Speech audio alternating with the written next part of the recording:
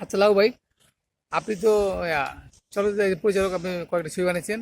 আপনি এই যে ফিল্মে কিউ আসলেন, বা এই যে এই ভিজুয়াল মিডিয়াতে কিউ আসলেন? আপনি এই সাংবাদিক ছিলেন এক সময়। হ্যাঁ, একসময় আমি সাংবাদিকতা করতাম। টেলিভিশন নামে একটা পাক্ষিক পত্রিকা ছিল। সেখানে সাংবাদিকতা করতাম, মানে বিনোদন সাংবাদিকতা করতাম। সাংবাদিকতা করার মূল উদ্দেশ্যটাই ছিল আসলে এই বিনোদন জগতের মানুষের সাথে পরিচিত হওয়া আর হুম। কি। কারণ আমি যে জায়গা থেকে সেই দিনাজপুর থেকে যখন ঢাকায় আসি তখন আমি কাউকেই চিনতাম না। তখন আমার মনে হলো যে এই বিনোদন জগতের মানুষগুলোর সাথে পরিচিত হতে গেলে আমাকে একটা পত্রিকার আশ্রয় নিতে হবে, এবং সেটা মনে হয় ভালো একটা উপায় হতে পারে। তো সেইরকম জায়গা থেকে আমার সাংবাদিকতা শুরু আর কি। তো পরে আমি বেশ কয়েক বছর সাংবাদিকতা করি। আর যখন আমি নাটক সিনেমা বানানো শুরু করি তখন ছেড়ে দিয়েছি আপনি আর তো কি। শুরু করেছেন নাটক দিয়ে, না? হ্যাঁ, এটা টেলিভিশন নাটক। কত সালে? এটা 2003 সাল। কোন নাটক দিয়ে? নাটকের নাম ছিল মনু মিয়ার মালাই। আচ্ছা আচ্ছা, এটা আর্টিস্ট কে ছিল? আর্টিস্ট ছিলেন আবুল হায়াত, চাঁদনি, আপনি নাসিম। যে নাটক বানালেন, এটা কোনো পুরো পরিকল্পনা ছাড়াই, মানে কোনো মানে কার সহকারী ছাড়াই পরিচয় হয়ে গেলেন নাকি? না, আমি আসলে আমি কারোর সাথে আসলে সহকারী পরিচালক হিসেবে কাজ করিনি এটা কখনো। কিভাবে পারলেন এত বড় আর্টিস্ট নিয়ে কাজ করতে? না, আমি মঞ্চে দীর্ঘদিন কাজ করেছি। আচ্ছা আমি আচ্ছা। দীর্ঘদিন মানে প্রায় 17 বছর মঞ্চে কাজ করেছি। আর দিনাজপুরে? দিনাজপুরে, হ্যাঁ। আচ্ছা। আমার একটা গ্রুপও আছে, আমাদের থিয়েটার নাম, ওই গ্রুপের নাম। আর আর্টিস্টদের সাথে আমার সাংবাদিকতার সূত্রে আমার মোটামুটি সবার সাথে একটা পরিচয় হয়েই গিয়েছিল। আর বিভিন্ন শুটিং দেখতেও আমি গিয়েছি। হুম। সবকিছু মিলে আমি পড়াশোনাটা করতাম রেগুলার। পড়াশোনাটা করার ফলে যেটা হয়েছে যে আমি সিনেমাও দেখতাম প্রচুর, নাটকও দেখতাম। তো সেই রকম জায়গা থেকে কাজটা শুরু করেছি। আচ্ছা, ওই যে নাটক, কত নাটক বানিয়েছেন আপনি আনুমানিক? আমার সংখ্যাটা ঠিক মনে নাই, এটা 1000-এর উপরে হবে, তাই? কম হবে না নিশ্চয়ই। আচ্ছা, এরপরে চলচ্চিত্রে মানে প্রথম কোন ছিল আপনার? প্রথম সিনেমা তুখোর। টুকর। এটা কত সালে মুক্তি হয়েছিল? তুখোর রিলিজ হয়েছিল 2017 সালের আহ, কত চুরি বিশ এটা, না? জানুয়ারি প্রথম এবং চুরি? প্রথম সিনেমা। আচ্ছা, এবং কেমন? অনেকগুলো হলে রিলিজ হয়েছিল ছবিটা, প্রায় 150-র মতো হল তখন ছিল। আচ্ছা মানে আচ্ছা। সবগুলো হলেই তখন এই ছবিটা চলেছিল, মোটামুটি সবগুলো হলে, এবং একাধিকবার, এটা প্রায় 6 মাস ধরে এই ছবি চলেছিল। আপনি তো নাটক বানিয়েছিলেন, তো সিনেমাটা তো বড় পর্দা এবং বড় জায়গা, বড় চাপ, এটা কিভাবে সামাল দিলেন এটা? না, আমি আসলে সিনেমা বানানোর জন্যই ঢাকা এসেছি। আমি মানে আমার সব একটাই স্বপ্ন ছিল। সিনেমাটা সিনেমা মন না গেছে, হুম। মাঝখানে নাটক দিয়ে শুরু করলেন। তো এখন আপনি কত বেশি বানিয়েছেন? আহ, এই পর্যন্ত 6টা। সেটা না? আচ্ছা, সঠিক রিলিজ? না, রিলিজ হয়েছে 2টা। আর বাকি ছবিগুলো সেন্সর হয়ে আছে। আচ্ছা আচ্ছা। আর সেগুলো, একটা ছবি এ মাসে রিলিজ হওয়ার কথা ছিল, কিন্তু আচ্ছা। হল সংকট। অন্য ছবিগুলো চলে, এই জন্য এই মাসে রিলিজ হচ্ছে না। সেটা আগস্ট থেকে শুরু হবে আমার ছবিগুলো রিলিজ হওয়া। এখন আপনি হাতে কি ছবি আছে, নতুন কিছু করতেছেন? না, এই মুহূর্তে নতুন ছবি স্ক্রিপ্ট আছে আমার রেডি। হুম। আমার 3টা স্ক্রিপ্ট রেডি আছে। মানে তাহলে কোনটা রিলিজ হবে এই হাতে? রিলিজ হবে আতর বিবিলের নামে একটা সিনেমা। আতর বিলেন নামটা মানে তো আনকমন দেওয়া যায়, এটা কি টাইপের গল্প?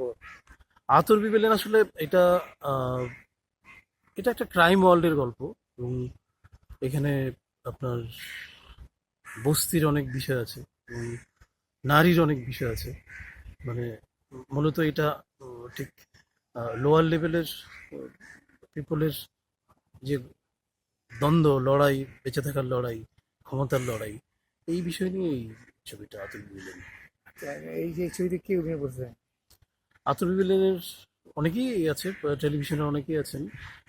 মেয়েটা নতুন, ফারজানা সুমি। আহ, আরেকটা ক্যারেক্টার করেছেন, গুরুত্বপূর্ণ ক্যারেক্টার, রাশেদ মোহাম্মদ অপু, জয়রাজ, মানে আশিস কেন্দ্রে খন্দকার। কেন্দ্রে যদি কে আছে? নাম ভূমিকায় ফারজানা সুমি। ও তার উপর গল্প, আতর বিলেন, হুম, সেই আতর বিবি। সে আতুর বিবিলেন। আচ্ছা, আর নতুন কিছু করতেছেন, করবেন নাকি?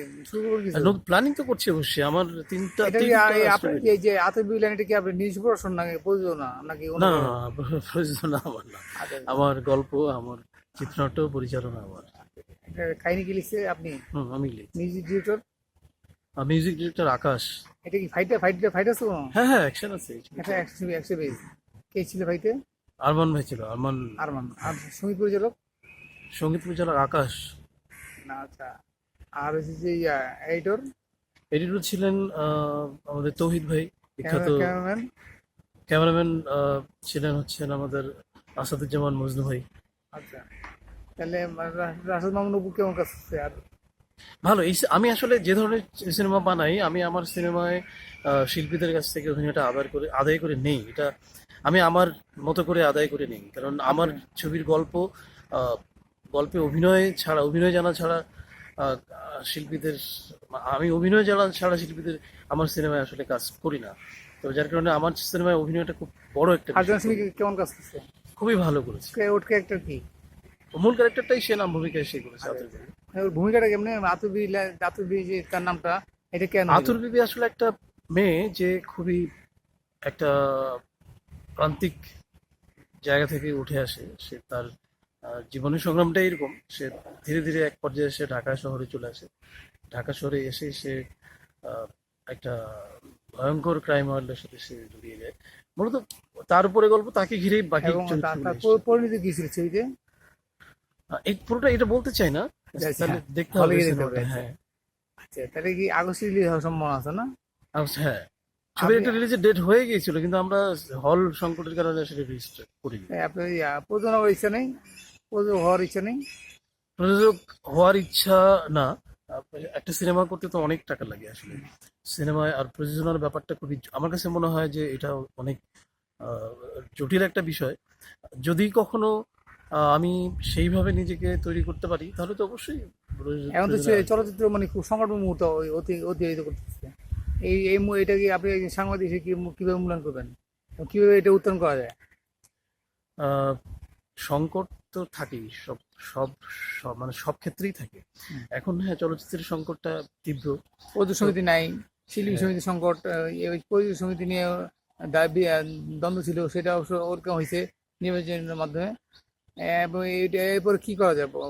এই সমিতিকে মানে চলচ্চিত্র নিয়ে কি করা যায়? না, পরিচালক সমিতি নির্বাচনটা যেহেতু হয়ে গেল, তো হ্যাঁ। এখানে একটা নতুন উন্মাদনা তৈরি হয়েছে এবং নতুন জাগরণ তৈরি হবে আমি বিশ্বাস করি।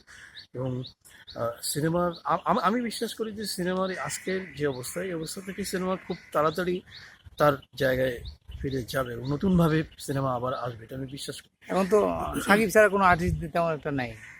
এইটা কি ইয়ে করা যায়? হ্যাঁ, এইটা আসলে এক্ষেত্রে আপনার যে সুমি এবং এরা কতটুকু ভূমিকা রাখতে পারে?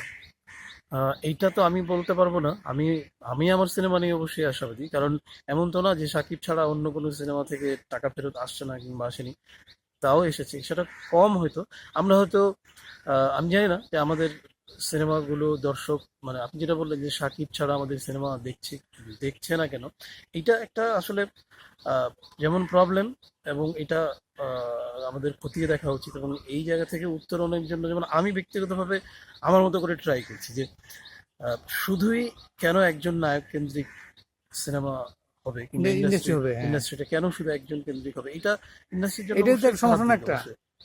হ্যাঁ, কারণ এটা তো সমস্যা এটা একটা। টিম ওয়ার্কের বিষয়। এবং এখন আমাদের সিনেমার, আমরা যখন বলি যে আমাদের সিনেমার যে সোনালী সময় যেটা, সেই সময় কিন্তু একসাথে প্রায় 10-12 জন, 10-15 জন হিরো ছিলেন, হিরোইন ছিলেন, বড় বড় আর্টিস্টরা ছিলেন। মানে এক এক ছবিতে দেখা যেত 3-4 জন বড় বড় আর্টিস্ট থাকতেন এবং সেই ছবি। শিল্পী বেরিত অনেক, হ্যাঁ, অনেক নায়িকা, অনেক হ্যাঁ, ছিলেন। অনেক হিরো ছিল তো বেরিত। সেগুলো থেকে তো মানে এবং ওই সময় ভালো ডিরেক্টর ছিল, ভালো ডিরেক্টর ছিলেন। ভালো কাহিনীকার ছিল, সঙ্গীত পরিচালক ছিল। এটা সত্যি না, এখনো আছে, এখনো যে নেই সেটা না, এখনো ভালো অনেক পরিচালক আছেন, ভালো গল্পকার আছেন, সবই আছেন, কিন্তু আমরা কেন জানি বিচ্ছিন্ন। আমার মনে হয় যে আমরা মনে যদি হয় সমন্বিত হয়ে এক হয়ে কিছু করতে পারি তাহলে এই সংকট উত্তরণ করা সম্ভব বলে আমি মনে করি। লাগবে। আমরা আপনার নতুন ছবি সাফল্য কামনা করি। আপনি আমার চ্যানেলকে সময় দেওয়ার জন্য ধন্যবাদ। হ্যাঁ, ভাই, ধন্যবাদ। আমাকে আমার সাথে, মানে আমার সাথে কথা বলার জন্য অনেক ধন্যবাদ এবং কৃতজ্ঞতা। আমি আপনার চ্যানেলের উন্নতি কামনা করছি।